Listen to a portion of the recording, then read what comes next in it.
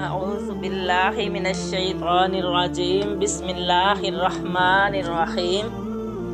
حضرت آدم علیہ السلام کو جنت سے کیوں نکالا گیا؟ سانپ اور مور کو جنت سے کیوں نکالا گیا؟ حدیث کی روشنی میں مکمل واقعہ۔ ویڈیو میں آگے بڑھنے سے پہلے جنہوں نے ہمارے چینل کو سبسکرائب نہیں کیا، کائنڈلی ہمارے اس اسلامی چینل کو سبسکرائب اور اس ویڈیو کو لائک کر دیں۔ ویڈیو کو آخر تک ضرور دیکھیں۔ ابلیس کی جنت سے نکالے جانے کے بعد ایک ہی سوچ تھی کہ وہ ایسا کیا کرے جس سے سیدنا آدم علیہ السلام کو رسوا کر سکے۔ ایک دن ابلیس نے دیکھا کہ جنت کے تمام دروازے بند ہیں، مور اور سانپ باہر کھڑے ہیں۔ ان کو دیکھ کر ابلیس نے چال چلنے کا سوچا۔ ابلیس فوراً جنت کے دروازے پر کھڑے مور کے پاس پہنچا اور ہمدردانہ لہجہ اپنا کر کہنے لگا کہ بہت جلد تمہیں اور آدم علیہ السلام کو جنت سے نکال دیا جائے گا۔ ایسا کرو، تم مجھے جنت میں لے جاؤ تو بدلے میں تمہیں ایک ترکیب بتاؤں گا۔ میں دعویٰ کرتا ہوں جس پر عمل کر کے تم اور آدم علیہ السلام کبھی جنت سے نہیں نکلو گے۔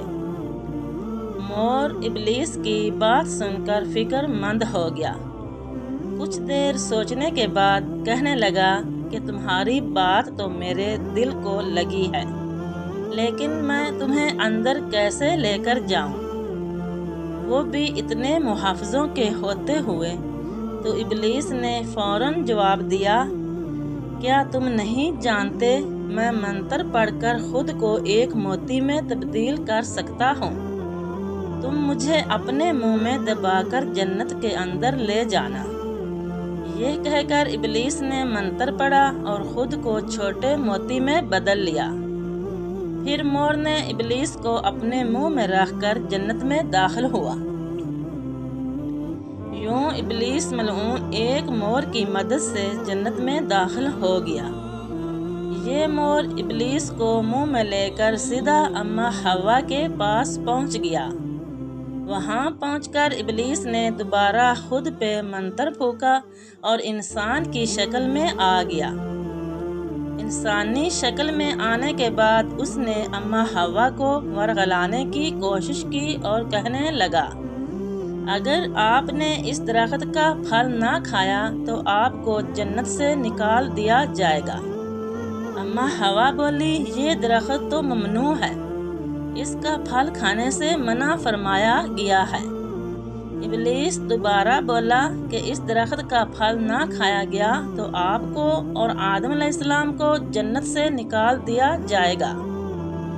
ابلیس ملعون آخر اپنے مکر میں کامیاب ہو گیا اور اماں حوا نے اس کی باتوں میں آ کر ممنوع درخت کا پھل کھا لیا، اور پھر حضرت آدم علیہ السلام کے پاس پہنچی اور فرمانے لگی کہ میں نے اس درخت کا پھل کھا لیا ہے جس سے کھانے سے منع فرمایا گیا تھا، اور آپ بھی اس کا پھل کھا لیں تاکہ ہم ہمیشہ جنت میں رہ سکیں۔ حضرت آدم علیہ السلام فرمانے لگے، ہائے افسوس، تم نے یہ کیا کر دیا؟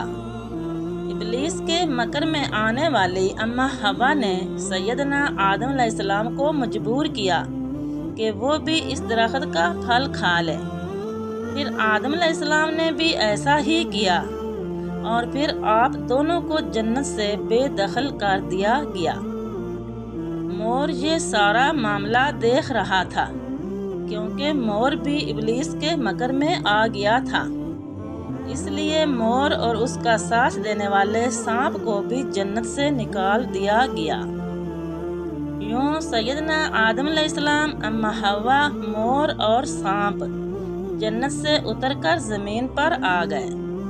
سوال یہ پیدا ہوتا ہے کہ اماں حوا اور سیدنا آدم کے زمین پر اترنے سے پہلے یہاں کیا تھا، اور کون سی مخلوق آباد تھی، اور دنیا کیسے وجود میں آئی تھی، اور جنت اور آسمان کی تخلیق کیسے کی گئی تھی؟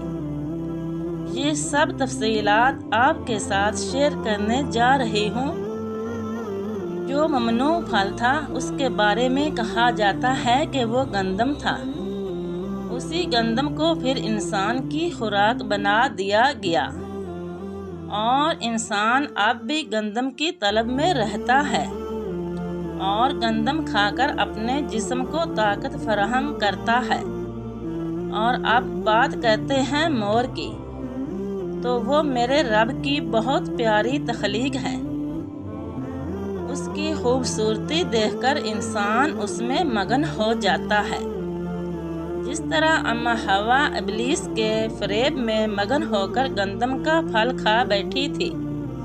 جب آدم علیہ السلام، اماں حوا، مور اور سانپ کو زمین پر اتارا گیا تو اس وقت یہ زمین بچھی ہوئی تھی۔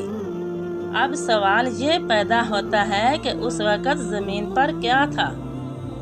اس وقت اللہ کا فرمان یاد آتا ہے کہ ہم نے زمینوں اور آسمانوں کو 6 دنوں میں تخلیق کیا ہے۔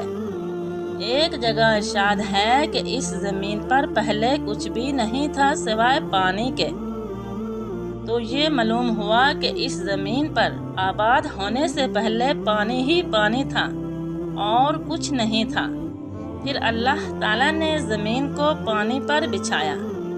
اگر بات کریں تفاسیر کی تو یہ بات بھی سامنے آتی ہے کہ جب اللہ نے زمین کو پانی پر بچھایا تو یہ زمین ہل رہی تھی۔ پھر اللہ پاک نے زمین کے اوپر پہاڑوں کو گاڑ دیا، جس وجہ سے زمین نے ہلنا بند کر دیا اور ایک جگہ ٹک گئی۔ پانی ایسی چیز ہے جس سے اللہ تعالیٰ نے مختلف قسم کی مخلوقات کو پیدا فرمایا اور پانی کو زندگی کی بنیاد بنایا۔ اور کہتے ہیں کہ آدم علیہ السلام سے پہلے آسمان بھی نہ تھے، تو اللہ تعالیٰ نے 2 دنوں میں 7 آسمانوں کو بنایا۔ آسمانوں سے پہلے صرف دھواں ہی دھواں تھا اور کچھ نہ تھا۔ پھر اللہ تعالیٰ نے دھوئیں سے آسمان بنائے۔ جب اللہ تعالیٰ نے آسمان تخلیق فرمائے تو اللہ تعالیٰ فرماتا ہے کہ ہم نے آسمانوں میں ستاروں کی مانند چراغ روشن کر دیے، یعنی آسمان دنیا میں اللہ تعالیٰ نے ستارے پیدا فرمائے جو رات کو چمکتے ہیں۔ یاد رہے کہ اللہ تعالیٰ نے 4 دنوں میں زمین اور اس کا سارا نظام بنایا۔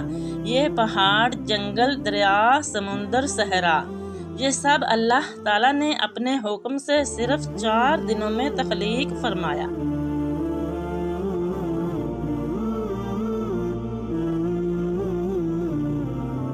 اور زمین پر طرح طرح کے پھل، درخت، پودے اور سبزہ اگا دیا۔ معلوم ہوا کہ جب سیدنا آدم علیہ السلام نہیں تھے تب بھی یہ کائنات موجود تھی۔